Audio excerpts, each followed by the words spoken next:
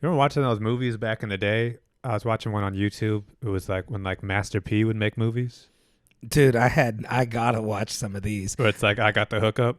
I didn't. No, I remember the previews. I didn't. Oh, they were all trying to copy off Friday. Ice T. Well, it was like Friday, but it was like super low budget. There was another one with DMX, wasn't there? All the rappers in like the late 90s, early 2000s would make these straight to DVD movies. Cameron had one. It was called Purple Haze, I think. It was like all like, yeah, like Mobb Deep, Cameron, Yeah. like Beanie Siegel. They would all make these straight to DVD movies, but they'd just be like every scene was just like one camera. And they didn't even sound like there was like a like a boom pole mic, and everything was so low budget. But it was like the movies would be so entertaining because it's so like crazy looking, Wow. and it would be like wasn't even like they'd be filming like a little. It looks like you'd be filming a sketch, but it would be a full length movie that went on for like 2 hours with like guns and like sex and stuff. Yeah. Those are some of my favorite movies. Those low budgets. Well, it was like these days people watch like Tubi.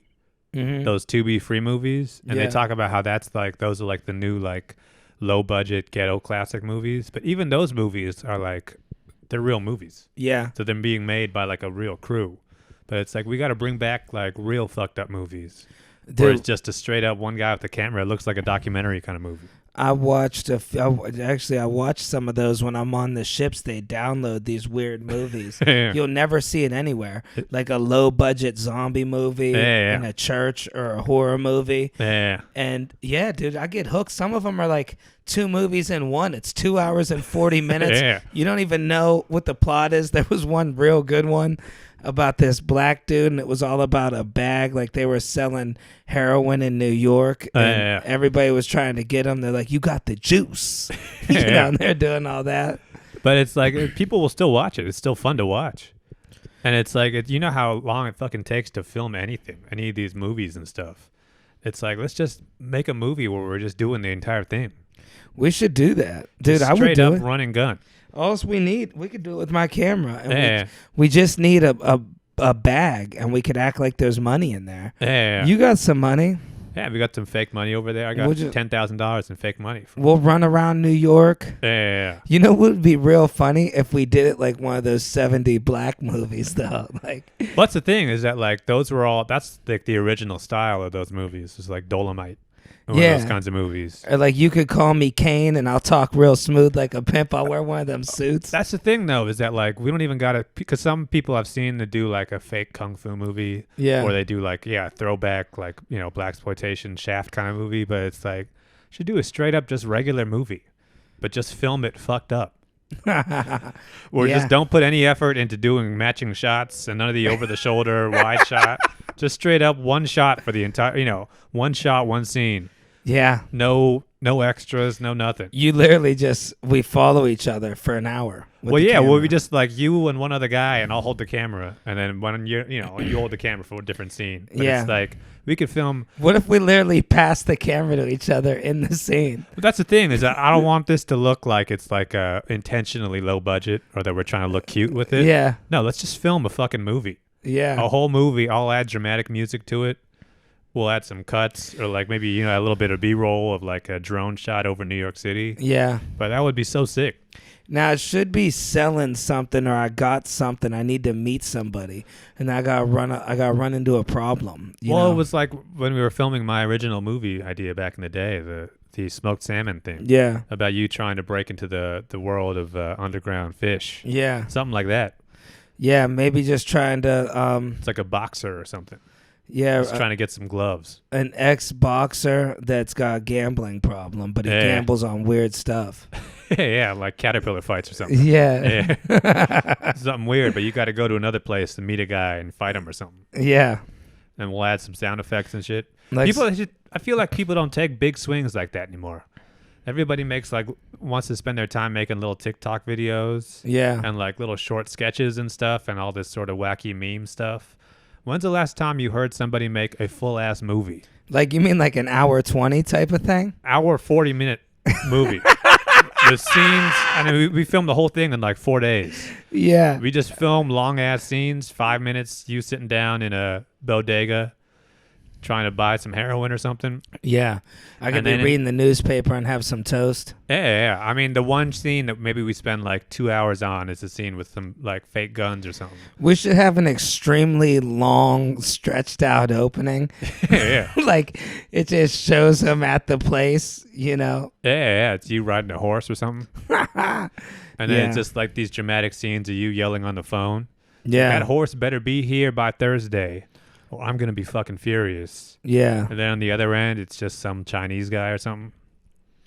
Yeah, dude, that could be cool. Fixing a high school basketball game. Yeah. We got to take big swings. That's our problem, I think. We keep getting caught up in like trying to chase the algorithm and do little viral videos and stuff. It's got to be more ambitious. Yeah.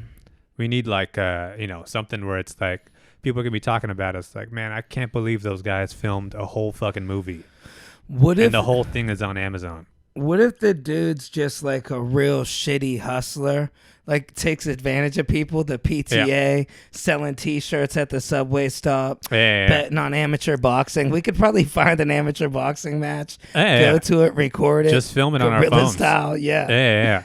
Just go to one of those, like local MMA fights. We'll bring this fucking thing. Polish people or something. Well, I think people might get a little, might raise some eyebrows with a real camera. It doesn't matter. Shoot on your phone. It looks pretty good. Yeah, we could. Well, maybe your phone. Yeah. But we could. They would think we know the fighter. Yeah, it's true. If we went to some amateur fights, everybody's got cameras. They got those like local fights in this nneighborhood where it's like Polish people or something. Yeah. Where it's like every time you see the posters on the street at like the Polish grocery store, and it's just one dude. It's just like one boxer with his shirt off. Yeah. So I don't know if he looks like fighting all comers or something or what, but he's the star they're building. Yeah, they fight in like it's like these like high school gymnasiums. Yeah. And I think it's all Polish people. You know what's funny with these Polish restaurants? They'll say the only place in Ridgewood to get Polish pierogies. Then you go literally 3 blocks up this way. It's the same sign. The only place in Ridgewood. It's like going to Chinatown. Where it's like #1 dumplings or something. Yeah. Yeah. I don't know if the dude's just shitty. He'd have to run down to Chinatown. He's always scamming people, maybe something like that. He's a scammer. Well, I think as long as like the scene is happening where you're just holding your phone to your face and just yelling into it and acting really stressed out, we could just film that part first and then figure out what happens next. We don't even really got to write this thing out. Yeah. Night scenes look good on camera. Ah, yeah. Like you get somebody smoking a cigar. Are you running? What if what if I get a trench coat and I'm like a detective? Yeah. It could change throughout the movie too. A gumshoe. You start off and you're a detective, and then halfway through the movie you turn into a boxer. And then by the end you're running for president or something. Yeah. It's just one of those but I love the idea of making a movie that stretches past 90 minutes where someone just puts it on and it's like, I can't believe they went through this much trouble. What if his dreams to be a boxer, but he can't because he's got scoliosis, and the whole movie I walk with my back. Oh right, yeah. And you go to one of those TikTok chiropractors that does the back cracking thing, and I start winning championships. Yeah, all of a sudden I became a smart man. Yeah, there's all these little places in our neighborhood we could film. We don't even need to go far, like the back room of that pierogi place. Oh yeah, they don't care. One of those, that bodega that's got a weird back room. This coffee shop actually told me they'd follow me on Instagram and social media. They were like, yeah, come film here anytime. We'd love it. So that's cool. We could film there. Yeah. That guy has to get a job at a coffee shop. Yeah. Then he gets fired because he doesn't want to wash his hands. Yeah. Or maybe he's just running the biggest underground thing out of the coffee shop. Yeah. He's selling scones. Yeah. Something like that. Yeah, no, dude, I'm down for it. You know me, I'm down for anything. Do you got more movie stuff lined up at this point?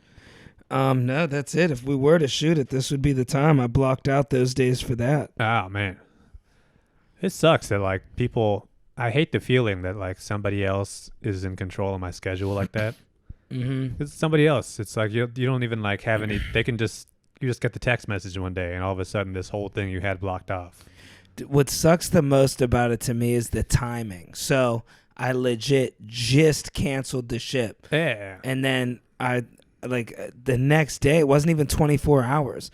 hey, sorry it took me so long to get back to you guys, but we're not doing the movie. I'm like, oh man, I just lost $1,500. Yeah.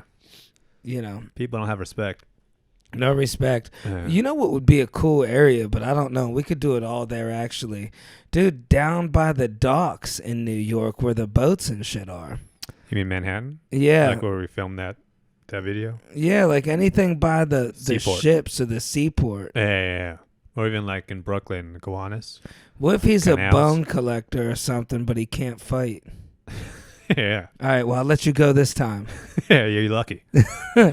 You're lucky I look like a tough guy. Yeah. I am actually a bitch. I could play that tough guy thing, but I really secretly just want to dance. We could do some Saturday Night Fever shit. What if we did it all around the Brooklyn Bridge like that Travolta movie? Remember the dude knew all the facts about the bridge? My father died building that bridge. Yeah. I just come here and spend time with them. It'd be so funny, though, if we just film, it's a full-length movie, but the plot just keeps changing every 10 minutes. I wonder if that would get like annoying to people, though. Well, it's like, especially, it's not even like we play it like a comedy. You got to play everything like super serious. And then just at the end, after like 10 minutes, the guy's like, you know what, I'm done being a bone collector. I'm going to dental school. And his friends are like, nah, you can't go to dental school. Yeah. That's expensive. And he'll be like, I'll show you. Yeah. And then he goes to dental school for like 2 scenes. He's like, I always wanted to be a boxer. I wonder if people would change the channel after a minute. We'll see. I think one thing that Tubi has proven is that people will watch some shit if it's free. Yeah. Especially if it's a full movie. That's the thing, is that it's really, really hard. You've seen it by posting like long videos on YouTube. Or like not even long videos, but like a 5-minute sketch. Very, very hard to get someone to watch a 5-minute sketch on YouTube. I think it's easier to get somebody to watch a 2-hour movie on YouTube. Yeah, they get invested. Well, they think it's like, oh, I'm watching a free movie. It would be funny if we just started cranking out movies. Just like long ass. Yeah. I love the spirit of it because like I was reading about like in, India, Bollywood. Yeah. They film more movies in India than they do in America. Yeah, I know. And they're just constantly cranking out movies. But the real inspiring thing to me is not even Bollywood. It's called Nollywood. It's in Nigeria. Oh. All these Nigerian guys are like, and you see the film crew. It's just like 5 guys, and they got like a 8-year-old kid holding a boom pole or something. Yeah, I've seen some of that. They film full-ass movie. They're like catching up to India, where they just film like thousands of movies every year. Yeah. And they just end up on some sort of Nigerian YouTube or something. But those dudes are like, they're like hungry for it. So they're just cranking out these full movies. My friend, he messes with those Nigerian guys so much. He can't wait to get a hold of those scammers over there. Oh, yeah. And, they will do anything for money. Well, those dudes, it's like a culture where you got to hustle. You can't just be like a lazy guy. That's why Nigerians either have like 2 master's degrees or they're just like, running some weird scam like that. Yeah, I lived with a bunch of them, dude. When I lived up in the Bronx, dude, they were like, didn't even speak English, and they were pawning themselves off. It was 4 brothers. They were pawning themselves off as one person, and they were renting a room, and we could never get in the bathroom. So the landlord's like, hold on, no, you wait right here. You stay here. And she's like, don't use your phone. And he's sitting there nervous. She's like, no, I know there's more than one of you in the damn room. Your brother don't look the same. Wow. And I can never get in the bathroom. And dude, they just kept popping in. If you're here, then who's there? Right. And she made him wait. And I was sitting there like waiting. And then, dude, you know what these guys did actually? Truth be told, somehow he must have messaged them. They crawled in the window. Dude, they got to the 2nd floor. Wow. He thought it was my window, dude. He's just knocking on the window. Dude, it freaked the hell out of me. I wasn't ready for it. And then I'm looking. I'm like, oh, that's my roommate. And then I knew there was more than one. And I open up the window, and he's just sitting in my room, and we can't even communicate. He doesn't know English. Man, that is such an ambitious scam to pull off. I get if it's one guy who's pretending to be 2.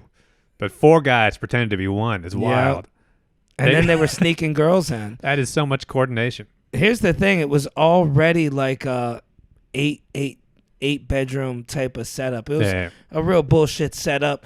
Everybody paid the same amount, I think, $500 a month, 8 people. She lived downstairs. We all lived upstairs. So you each had your own room? Well, they were like, basically, like it would be this room split. Subdivided. Dude, it was so small, like it wasn't even real beds in there. It's $500 a month, though. Wow. Roaches, though, dude, it was terrible. But yeah, dude, they caught on. They always cooking that cumin 24/7. Like the stove never stopped because there's 4 of them. Wow. And I think they all worked at the same job too. I don't know if they were what they were doing, but they all worked at like those French restaurants. Those guys were all tight. Yeah. Those guys were like, I bet if you were like, if they couldn't talk, I bet they could still play basketball or something. Oh, they know what to say. Yeah. They had one Metro card. I knew they'd argue about that. Wow. The one got into an argument with me, man. He was washing his ass in the sink. And I opened up the door. I'm like, dude, I said, what are you doing? He's like, get out. He's yelling. And the dude was hovering over the sink, washing his ass in the sink where we brush our teeth. Wow. I told on him. Huh. And he was ready to fight me. Wow. You don't wash your ass in the sink, man. Hey, I guess you try to respect the other people's culture. Maybe that's just his deal. Yeah, I guess. I don't know. You know what's funny is that, like, you think, what if there was more than 4? That's a good point. What if the 4 was just what you saw? And that could be I mean, it might have been 8 guys, and those dudes were, like, real good with it. She had 4 in the living room for a while. And they're like, I have to work. They kept saying it. Wow. She's like, no, do you understand why this is a problem? I rented to one person. There's 4. Yeah. Do you keep just acting? No, we're one guy. Dude, my second night inside this place, the husband and wife are fighting. I don't know if he got like aggressive with her, I think, because he caught her cheating from what I could hear. He was calling her names. He's like, that's your problem. You hook up with everybody. You just give it to everybody. She was downstairs. She didn't work. He worked. She took care of the house stuff.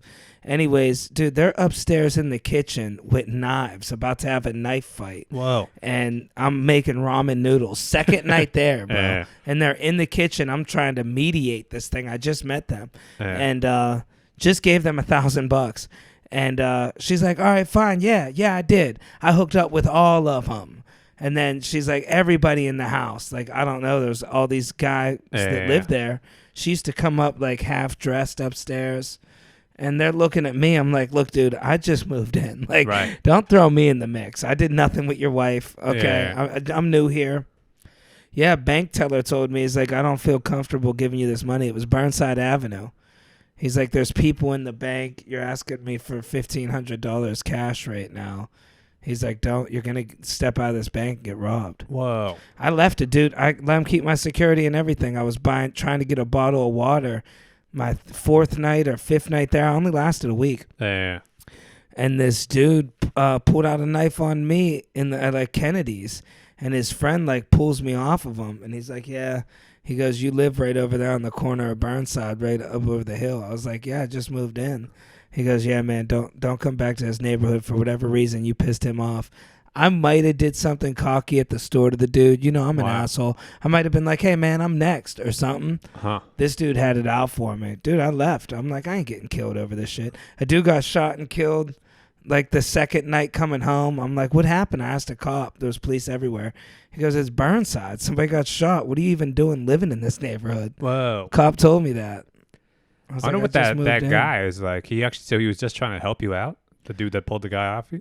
Yeah, he just pulled me off. It wasn't even like a scam. It was like he's actually just trying to get you. Yeah, because so we're in the place, right? Yeah. And I didn't recognize the dude. I don't know him, but everything's very central. The house is right there. The Kennedys is here. The deli's there. The train's there. So, you know, he's arguing with the chicken guy. All I did was say, cut in front of him. I said, I just want a bottle of water. This dude's like, yo, you're going to fucking interrupt me? Oh, it's him? Oh, motherfucker, I remember your ass. He's like, what are you doing in my neighborhood gentrifying shit?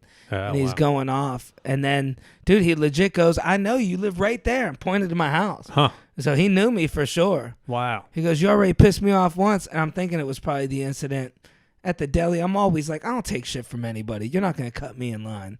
Wow. So, you know, they always cut in the hood. Like, they'll just cut in front of you. I'll be like, yo, man, you don't see there's a line? Wow. Like, you could be behind me or whatever. But either way, yeah, dude had a knife, man. One of those old school knives, too, that, like, our moms used to sharpen their eyeliner. Remember those with, like, the buck handle or whatever? Oh, yeah. That common knife. Wow. He had it's one like of those, a kitchen knife. Yeah, he had one of those old school joints. And, yeah, he was ready to go. Wow. Well, he did get you out of the neighborhood. He did. And I told my landlord, I said, I have to move. She's like, man, you going to bitch out over that? Wow. She goes, ain't nobody stabbing you. Chill out. I'm like, yeah. Yeah, right.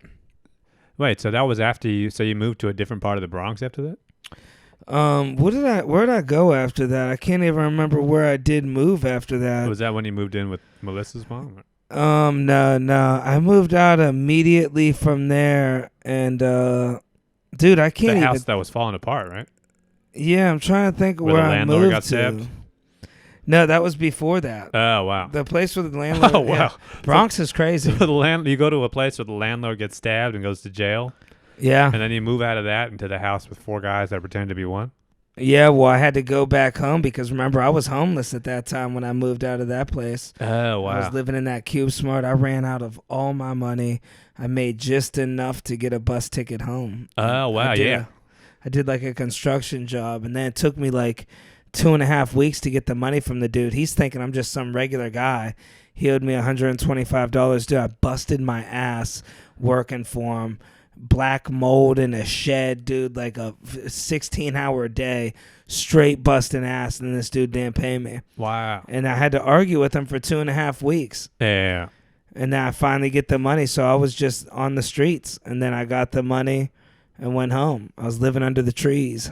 Wow. I was right on 14th across from Dwayne Reed. There's a bench where you're hidden. See, back then, the homeless and the cops, you couldn't sleep anywhere back then. Yeah. Like, dude, if I fell asleep on a bench for 10 minutes, a cop was like, what are you doing? You could not, you had to hide. Yeah. You know, there was cops everywhere. So I know cops could end this stuff, what's going on now, if they wanted to. Well, they just don't know where these guys are going to go. There's so many people now. Yeah, but dude, they were on it back then. I think the only place you can really get away with it in New York City is like Port Authority. Yeah, Port Authority and our neighborhood. Well, no, even this neighborhood, that could be outside. Port Authority, though, if you just pretend you're waiting for a bus. Right. That's always in my head, that's my backup plan if shit ever really goes south for me. Yeah, they let you slide at Port Authority, but I don't know all the way. I tried a little bit of Port Authority. Yeah. You could be there, and you could look homeless and be there. Grand Central. I did a lot of Grand Central. Wow. Port Authority's good, too. But did you ever just sleep on the train? Train's too dangerous. Oh, really? Yeah, you'll get punched in the head. Oh, yeah. I've had that happen. It's a game people play. I feel like I would stay up all night and then sleep on the train during the day. Yeah, I mean, you would think, but I'm telling you, the train's kind of dangerous. I did the train a little. I did the Coney run. There's one train that takes you to like IKEA in Brooklyn. Oh, yeah. Yeah, I did that one a lot. But really, the safest bet, I feel like, is to be up all night in the summer and sleep at Bryant Park on the grass. Yeah. You're going to be safe. Yeah, it's not such a bad life. Yeah, I did that for a while. Yeah. I think just imagine, though, there's guys outside right now. It's like 30 degrees. Dude, brutal. Yeah. You know, when it's this cold, they had that hookup at 50-cent cookies, 59-cent cookies at McDonald's. One item, you get to stay there for 30 minutes. Oh, yeah. Dude, that was my CeeLo. What I would normally do is I'd try to make like $1 for coffee. See, it's crazy too. Coffee, I remember being $1. You give them 75 cents. I tell them, look, I won't fill it up all the way. Just it's all I got. And then you sit at a deli for a few hours. Oh, yeah. You know. People always say that New York City, it's like a late night city, a city that never sleeps. But I think that must have ended like 20 years ago, because shit does close here. Yeah, but no, around 8 years before the pandemic, shit was open late. It was later. Now there was bars 4 a.m. Then they had after-hour spots. I mean bars and stuff, but most of the city is now.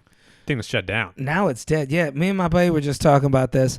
Back in the day, you could go anywhere within a 3-block radius and probably sit down and eat. Yeah. At any given There'd be time. diners and stuff, and you can't get any kind of late night food anymore besides like halal cart. Shit's done after 11. It's coming back though. Yeah, I think eventually. The Ritz Diner Upper East Side, I noticed, is busy late at night. They're a 24-hour jaunt. Yeah. I guess it's just like, I think those businesses, though, they realize that there's just not enough people out in the mix anymore at like 3 a.m. that want like a grilled cheese sandwich or something. I'll tell you what, when I was at my absolute most homeless, I didn't even have flip-flops. It broke. I didn't have 99 cents for another one. Yeah. I just had a pair of shorts. And at that point, I should have just like got enough money to get a bus ticket to like California. Because it was like the break of the winter when I was homeless. It was freezing, raining, I remember, dude. Wow. And you're just sitting in the rain. You don't even give a shit no more. Yeah. Just like, I don't got the energy to get up and move. Wow. You know, people be like, get up, quit being lazy. People aren't nice to homeless people. I remember people saying that to me. Yeah. Get off your ass. You're healthy. Go make some money. Wow. That was before gig jobs. Yeah. That was before I got you doing Postmates. McDonald's turned me down. Oh, yeah. I'll never forget. I was like, I was dressed up kind of nice too. And he was just like, bro, nothing's spelled right on your application. I'll never forget that. You don't got the grammar from McDonald's. Right. It's like, dude, I purposely spelled it wrong so you'd hire me. Wow. Yeah. Well, I mean, like, do you really, I mean, looking back, it's probably good that you didn't end up at McDonald's. Yeah, I probably would turn that into a career. Yeah, you'd probably still be there. Everything I do, I go all the way. If they gave me that little manager shirt, once I get a different color shirt, I get a different personality. Oh, yeah. Well, I think even if you work at McDonald's, if they tell you that you're in charge of these other 4 guys, there's no way you're not going to change. Well, I know if I was in charge of 4 guys, what I would do is whichever ones are the tallest are getting treated the shittiest. Yeah. It's like, yeah, you know, right now this 8 hours is going to suck, but think about the other 16. You're still tall. But for now, take that trash out. Yeah. When you're working for me, you got to crouch down. Yeah. I get a guy shorter than me. See, most of the time when somebody's shorter than me, they want to fight me, but I'm nice to guys that are shorter than me. Yeah. You know? Well, when a guy is shorter than you, that means they're like real short. Yeah, they're in trouble. They're used to it at this point. You almost got to be nice to them. Yeah. Yeah, I worked when I usually worked, you could ask anybody. I was a manager. All the tall guys, they already knew it. Yeah. They'd be like, dude, I know why you gave me this shit. Yeah, you're on fries today. Yeah. Yeah. They'd be trying to bend their knees around me. Wow. I would in the detail shop, man. I feel bad. It was really, really hard. There was a dude 6'4". I never worked somebody so hard in my life. Wow. You know? You just had him doing the shit jobs? Yeah. Yeah. Had him staying late, everything. See, every single job that you could get in any business, there's always like the desirable position. And then there's the shit job that nobody wants to do. Yeah. And then there's always going to be kind of a jockeying to get to do who does what. Yeah. But I always wonder what it is when I walk into a restaurant. When it's like, would I rather be the guy who's shaking salt under the fries, or the ice cream guy? Well, see, restaurants are way more straightforward. You know what you're getting into. What I noticed doing a lot of these working at offices, I did a lot at working at offices when I was doing TaskRabbit. Yeah. And I was a regular at offices. I did. TVs I'd be there all the time though. Yeah. But like I was they'd hire me as a regular. Like I remember I painted a place like every day. I did all this stuff. I was there every single day for maybe a month. And you get to see how it works. And they do these, it's all about job titles there. Yeah. Like, manager, director, or whatever. They give you these different job titles. Well, it's like assistant to the West Coast sales manager or something. Right, yeah. And then, that's a way they keep you a little incentivized there. And it's good. I mean, I had a job for a while when I first got out of college at this software company. And I was like assistant marketing associate or something. Right. But like my boss worked remotely or something. So I just had a cubicle in this big ass office. But the person I worked for wasn't in the office. So nobody knew what I did. But that also meant that I didn't actually have any reason to talk to anybody. So I was mostly just by myself. But you could see it. Everybody in the office had kind of a gig like that where they're the only one who knows their job title. Yeah. Them and like one other person. Right. So I noticed anytime somebody walks up to you and says like, hey man, did you get the sales report? You'd be like, no, I'm inside sales. You got to talk to outside sales. It's like, where's that guy? It's like, I don't know. That's not me. Yeah. And all you got to do for the entire day, most of your job is just telling other people that that's not your job. Yeah. No, you don't understand. I'm Northeast Regional Sales. Yeah, you got the wrong guy. Yeah, exactly, yeah. I wish I could help you. I would, yeah. I've been looking at that fucking guy myself. And then you always got to tell him, the person you're in charge of. See that guy? I'm in charge of him. Yeah. Go ask him who the I work for Mike. Where's Mike? Mike's on vacation. Yeah. Mike, he's an East Coast guy. Yeah, you We're don't on get the it. West. Yeah. time change. Yeah. Did you check the spreadsheet? Have you looked at the that job I had for I was working there for like a year and a half, and there would be like 4-month stretches where my boss would just like stop asking me to do stuff, or she'd go on vacation or something. Yeah. So I would just be sitting. It was the first time I ever had a job where I just didn't do shit all day long, but just for like long stretches. And I'm walking around the office. It's like I don't even have anybody to ask what to do. Right. So it was just, a lot of just me. It was early days of me on the internet for just 8 hours a day.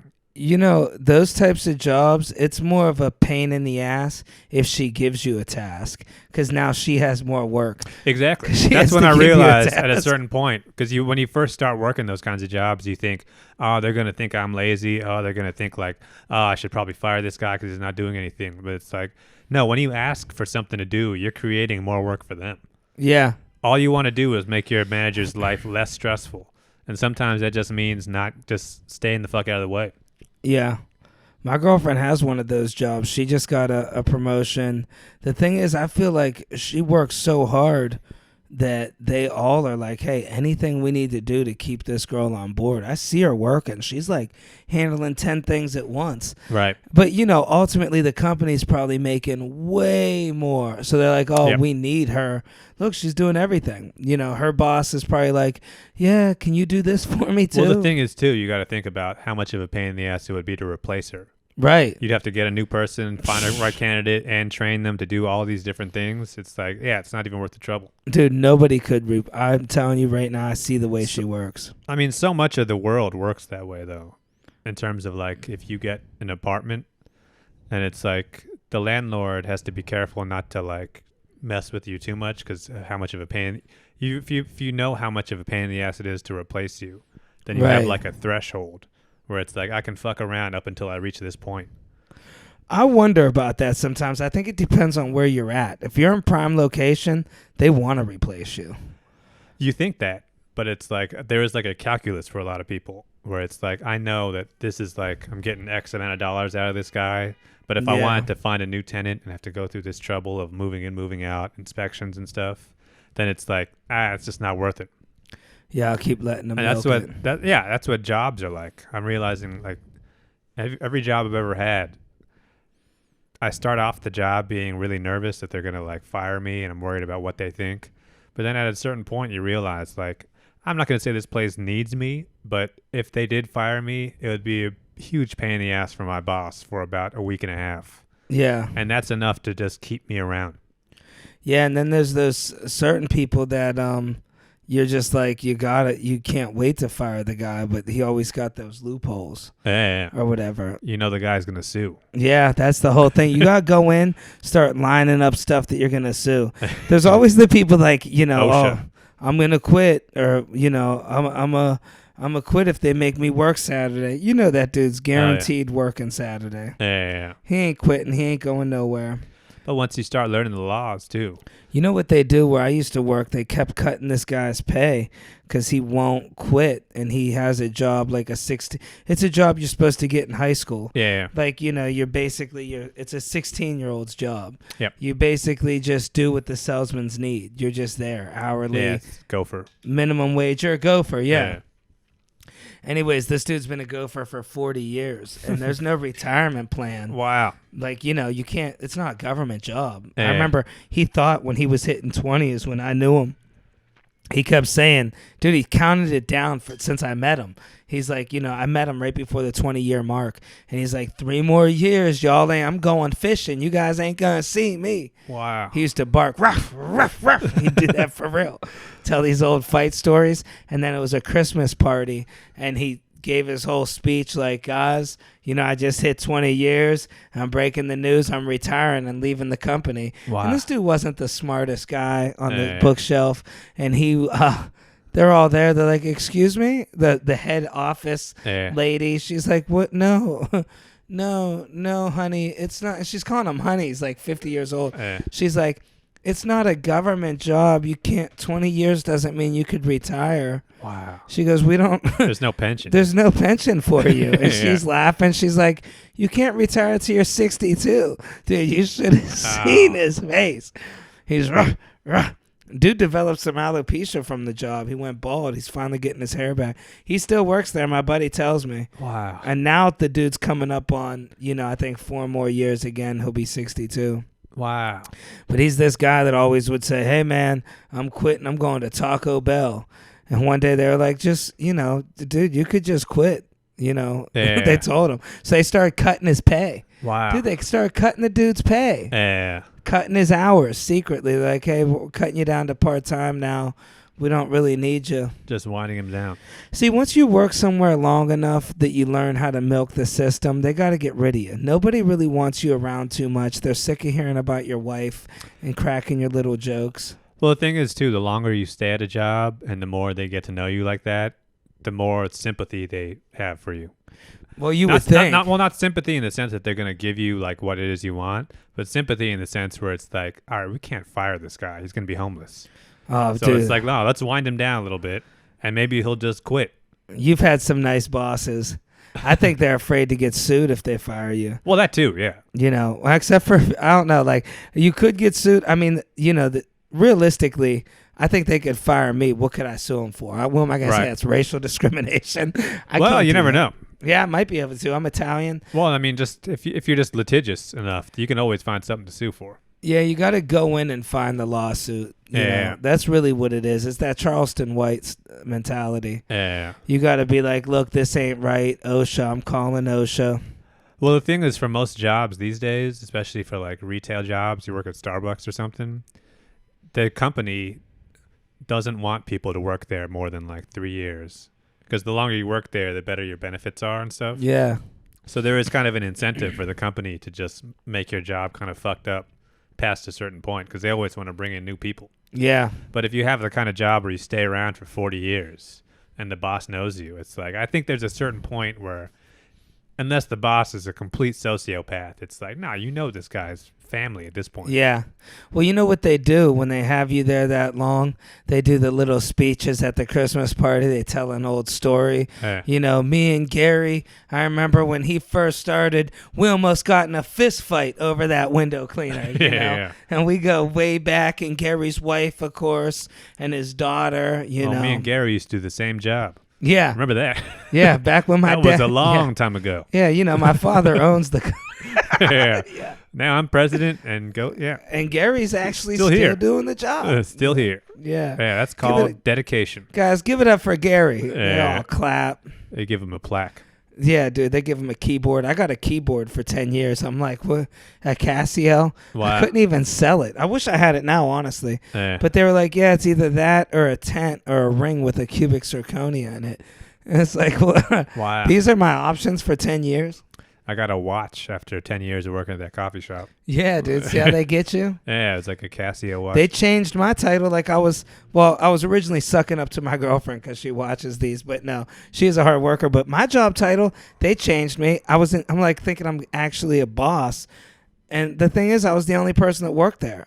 So they made me manager, and there was no other workers. Oh, wow. I'm like, well, who am I manager of? Associate manager. Yeah. And then I had a boss that told me everything. I was like, what exactly what am I managing here? Right. They couldn't even answer me. Yeah. They're like, well, you make sure when a car comes in, you make sure it gets done. Hey, manage that. Yeah. I'm like, so I just work here, basically. I just wash cars. Manage those cars. Yeah. Yeah. Wax on, wax off.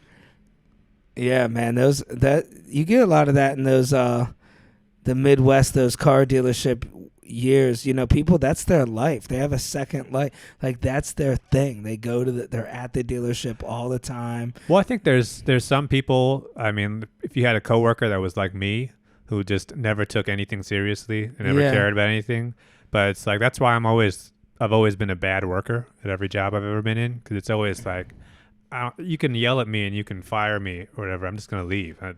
This doesn't really, I don't like get emotionally invested in anything I do.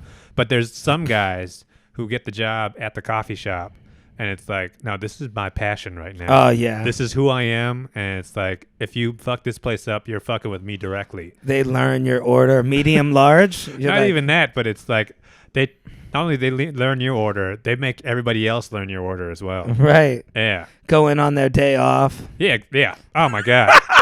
the guy who shows up at his retail job on his day off. It's some regular clothes, some nice jeans. Nice jeans, and starts looking around for like, oh yeah, I see Abby's working. Yeah, hey Abby. Yeah.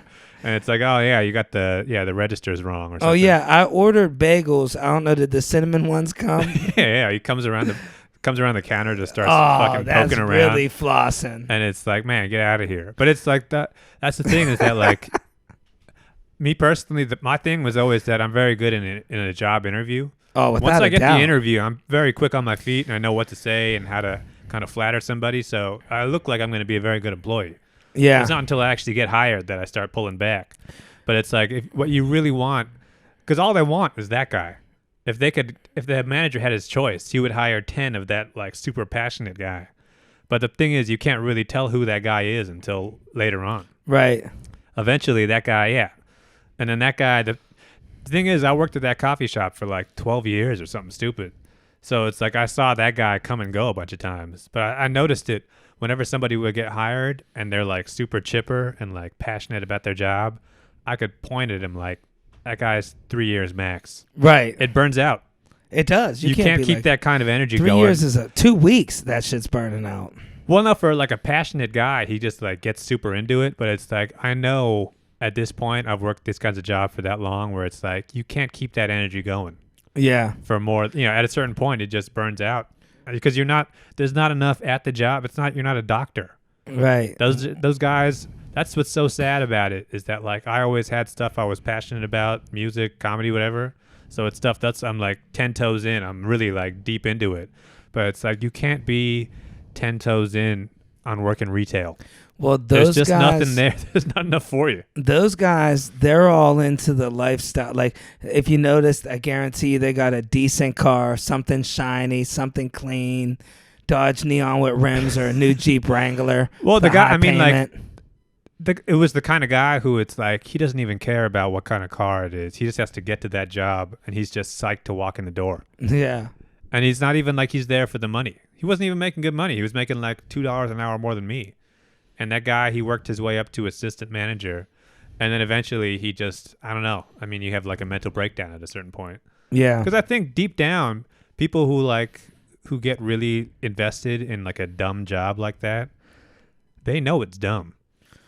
Yeah. That at some level, they're looking around, they realize like, oh, this isn't, I'm not a congressman. Well, some this people isn't something where you're supposed to like pour yourself into it. Some people are. We serve coffee. They're into the mentality of being elite, like telling people what to do. Like the best managers I've seen, sassy gay guy. Yeah. You're not listen because you don't even know what's right or wrong till the gay guy okays it. Yeah. You know, it's like that shirt. What are you, stupid, boo boo? No, don't give them their coffee like this. You know. Yeah. Oh my God, what are you doing handing them their coffee like this? 4 fingers out, and you'll never know. I didn't know I handed it like it's the 4 fingers. Well, it's that guy who ends up becoming assistant manager. He'll tell a customer him go and fuck the himself. manager. Yeah, exactly. Well, him and the manager become like way too tight. Yeah, start and fucking. It's like good luck getting out of that. Yeah. Yeah, that guy ends up. That's the thing is that I used to stay at those jobs because it's looking back, it's insane. I worked at that place for like 12 years. Yeah. That should have been. I had gone into that job as like a holiday job. That's how it always is. And then they just never told me to leave. Yeah. So I just stuck around forever. But it's like you stay at that kind of job long enough, you see people come and go. And so the more you start seeing just like it's almost like dating or something. You start seeing certain types. Yeah. Where it's like the second somebody gets hired, I could already see their arc at that job. Yeah. Where it's like this dude is eventually he's going to start off very much into it, passionate, want to be friends with everybody, hanging out after work, and eventually it's going to go bad for him. I was at that car wash for 10 years. I seen it. Yeah. Dude, I've seen people leave for 5 years and come back. Oh, yeah. You know, you'd be like, oh, you came back to the job. Yeah. And, they're embarrassed to walk in. Yeah. And they don't change. People don't change. No. It's like, yep, you're here 20 minutes. You're already bitching about the coffee. You go buy the coffee. This dude, Dave, I don't want to say his name. He's a nice guy. But anyways, this older guy, 3 times he worked for this company. Once when I was a kid, he was working there. And then we both worked there together. And then he came back and I was his boss. and his kid was coming and visiting. I'm like, it's full circle. And one thing that never changed about the guy is, you know how you got a coffee pot, right? He never bought the coffee. He would put so much coffee in the pot that you couldn't close the lid. I'd be telling him, dude, you have to be able to close the lid. And it was 20 years of this. We dealt with it. And he's like, no, if I'm working, I shouldn't have to buy the coffee. We're like, dude, I was buying the fucking coffee. I'm like, I'm working. I ain't paying for your coffee habit. Wow. And it was his way to like get back at the company. Well, it's like you're in a position like that where you don't have any power. And it's like, here's my chance. Yeah. Yeah, I'm going to take it back. My one friend was messing with him. He had the vacuum cleaner. He's like, oh, Dave, talk all that. Let's suck all the bullshit out of him. And the dude's teeth went in the vacuum cleaner and broke. Like, wow. 4th day back to work. Man. He's like, well, he fucked up my teeth. Where am I going to get new teeth? He used to try to high five us like this. Wow. He'd be like, put it right here. You'd be trying to high five him. Wow. Some people are just off. Yeah. What happens to those kinds of guys, though? Well, his brother worked there, and his brother was real smart and normal. He got the good genes. Oh, yeah. Maybe they take after the father. I don't know. Oh, yeah. And he was so embarrassed of his brother, dude. Wow. His brother would show up with no shoes on. He didn't wear shoes to work. Yeah. They're like, dude, you have to wear shoes. So he started bringing them in, and he'd look around, and he'd slip them off and start working. Wow. He never wore shoes his whole life. Like, I remember when I was a kid, he'd walk over our house. He'd be like, dude, shoes, look at your feet. Look at your toes, dude. Look at my toes. What sucks, though, is it the kind of job where it's like, is he, like, fucking it up for everybody else? Or is he, like, everybody's kind of got their own thing to do? No, you know what? He was just lazy. And I remember, I feel bad. He was that dude that was like, dude, you asked me to work Saturday, they're going to see the back of my shoes, dude. Oh, yeah. And then I went right to the boss, and I said, hey, you told us all to work Saturday. I just want to let you know. When I told Dave he has to work, oh, sorry, man, it's a different Dave. When I told Gary he has to work Saturday, I was like, I don't know, all these guys' names run together anymore anyway, but there was 100 of them that came and went. But yeah, when you tell him he had to work Saturday, he says he's going to quit. The dude comes right back there. He goes, hey, Gary, hey, I want to let you know, man, you got to work Saturday. Says it all loud and clear. Wow. He throws his hands up in the air. Dude, don't even give me a car today. We had one dude from Bob Evans. He was at Bob Evans for 30 years, dude. Wow. And they fired him. They said, you're just too old to do the job. Wow. Yep. And he came down, and then he started detailing cars. And the thing was, he was like a dishwasher. I mean, he was like 60, but I don't know. I guess you don't make enough money to retire. He said he was like, I don't got enough money to go fishing. He was like, he'd tell us, he's like, I am not going back to Bob Evans, man. He used to always say that. Wow. I will not go back to Bob Evans. And then the Bob Evans came up to our work, actually. They took him back. Wow. Yeah. A couple people from Bob Evans pulled up in a van, talked to him outside. Dude didn't even quit or nothing. We're like, wow. Where'd he go? We just didn't see him no more. Man. It sucks, though, because, like, what? There's no, you realize once you actually start thinking about it, you do the math on how much it costs to live after you retire. It's like those guys are never going to retire. $400 a month you get. I think. Social Security is nothing. And it's like, you're supposed to be saving up from like the time you're like 21. We got to start. Well, you got some money put away. You're pretty smart with that. Well, yeah, but it's like, that's why, well, I think at this point, both of us have it in our heads that it's like, all right, we're clearly not getting full-time jobs again. Because it's like that ship has sailed. Right. They wouldn't even hire me right now. Well, I think they would, but you wouldn't want to do the kind of job that you could get at this point. Yeah. I'd be sanitation. Oh, you'd be fucking washing cars. Yeah. Yeah. Well, if I could do it again, I'd do sanitation. But it's like, that's the thing. We've gone far enough into this shit, though. It's like, no, we're not going back. Maybe we do stuff on the side, big jobs, but it's like, we're not going back to full-time work. But it's like, our only thing at this point is that we need like a big score. It's like a criminal. We need one big score. Yeah. And that'll change everything. Yeah, we think it would change everything. It would change 6 months of our life. Well, but like big score. You get 10 million. It's you do that shit once. I mean, you're dreaming big. That shit is like, no, we're done. I think that I need to like, not like a scam, but I need to start looking into all these side hustles. I don't know what it is about hood dudes always have like 10,000 on them. You ever notice that? Yeah, of course. Like, where are they getting that money from?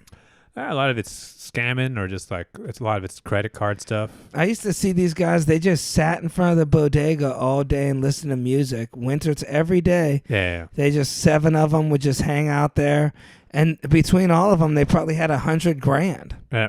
Brand new those, BMWs. Those are the kind of guys that have like a big ass wad of cash, but they're also like in debt for more than that amount of money. Oh yeah. So they also, it's like it always looks like they're rich, but they got a bunch of different plates spinning, and their life is pretty stressful because they owe a bunch of people money, and there's they're hanging out at a deli. People looking for you or something.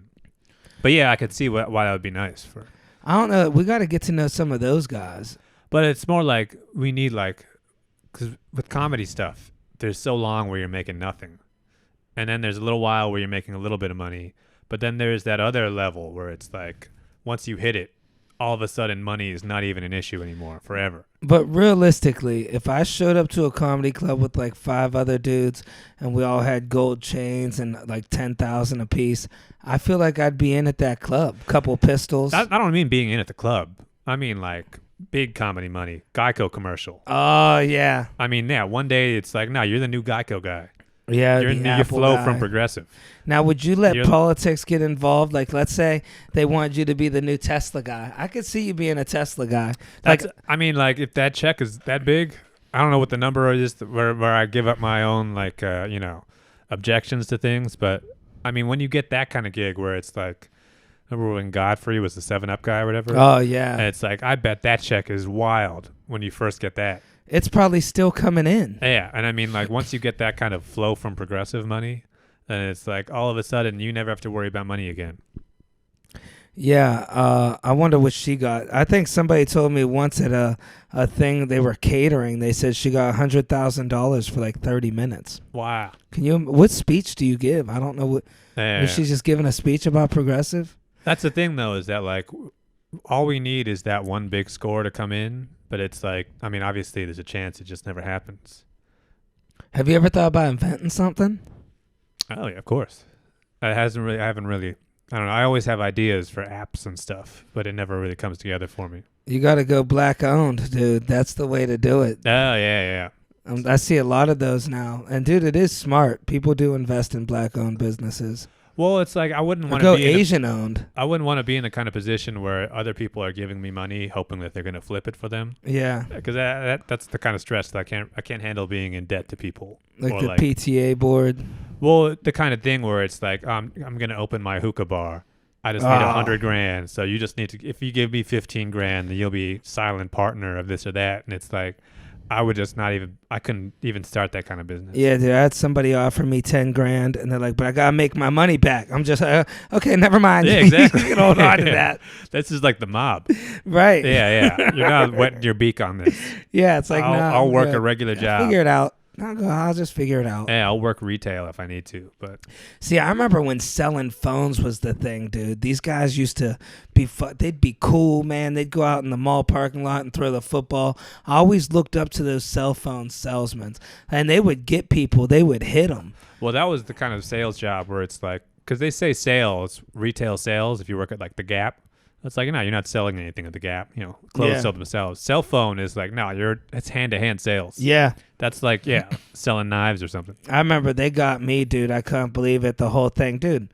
What do we could finance the phone. It was like special finance. It's a Nokia. Yeah, he's like, dude, let me ask you a question. He goes, do you ever chew gum? And at the time, I didn't. And I'm like, no. And I stumped the guy because that's their whole thing. Oh, man. Imagine if you did chew gum. Yeah, a pack of gum is $1.25, it's maybe $2 a day. Wow. And that's your phone payment's $31.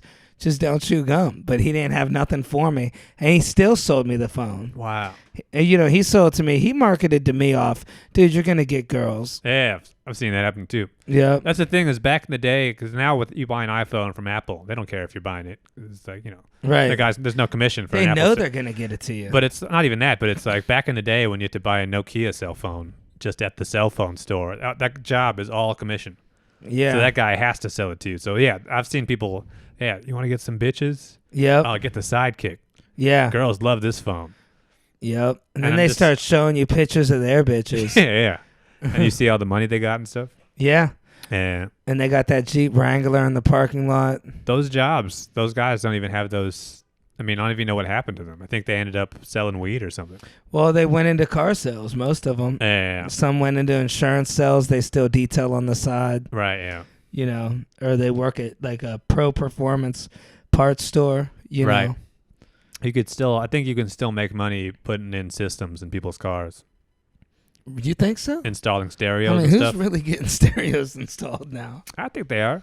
Maybe in Myrtle Beach. Dudes in this neighborhood are driving around listening to reggaeton. Oh, yeah, but the people doing that, they're not paying nobody to install that shit. You pay your buddy. Yeah, $50. It's all about the splitter wire. Yeah. I used to have systems back right now, TikTok's bringing systems back majorly to a crazy level. Did you see the new ones they got? No. Where the girl's hair goes crazy? In her car? Yeah, so they got earplugs in, and it's a TikTok thing.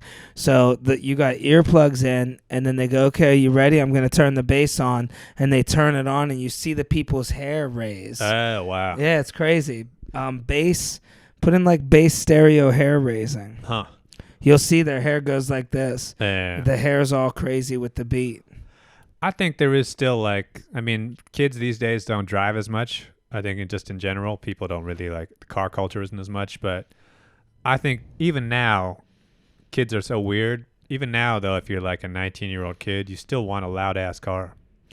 Yeah, the exhaust, too. But just the feeling of being 19 years old and listening to music way too loud and driving around a parking lot. Yeah. I think that's still a thing. Smoking vapes. Yeah. It might be. I don't know, to be honest with you. I know big trucks is a huge thing right now. Yeah. What about, a lot of those guys, though, they go to Best Buy and sell TVs. They talk about the old days. Yeah. They're like, I used to be deep in it, man. We'd be hitting people for these, we'd be down at the club. I was talking to one guy at Best Buy. He was telling me how back in the day, him and his buddy, he's like, man, I remember we'd have Kool and the Gang on, and we'd be like at the bar, and I'd be talking to 3 girls. He'd be like, hey, man, there's girls over here. We got more girls. And he's like, we'd have to leave these girls. Wow. And he's like, man, dude, now New York back then. Yeah, now he's a janitor or something. Yeah, he's selling TVs at Best Buy. Telling you about the good old days. Yeah. Yeah, he's like, dude, I'm telling you, don't lose your friends, man. It used to be the Best Buy. I don't know if this is just a California thing, but the car stereo part of Best Buy, it was like a store within a store. Yeah, it don't even exist anymore. Yeah, I guess I've never seen it. Stereos died down, man. I'm telling you. I guess, but I remember back then, you walk into the car stereo part, and it's like the employees are all different. Yeah. They work at Best Buy, but they're just the car stereo Yeah, guys. they got the tattoos and the weird piercings. Yeah. So you're just going in there, and all of a sudden you're walking into a different country. Yeah, I remember, dude. I had a car stereo. I had a bass cap, dude. People wanted that thing bad. Yeah. I got it off a guy going through a divorce. It was this crazy system, and it was crazy. It was fun for about 15 minutes. Yeah. And then I'm just like, bring a girl in there. Yeah, just. Every song kind of sounds people the used same. to loosen up their license plates so their license plate would rattle. Oh, wow. When I was in high school, everybody'd be losing their plates. Damn, I lost my back plate.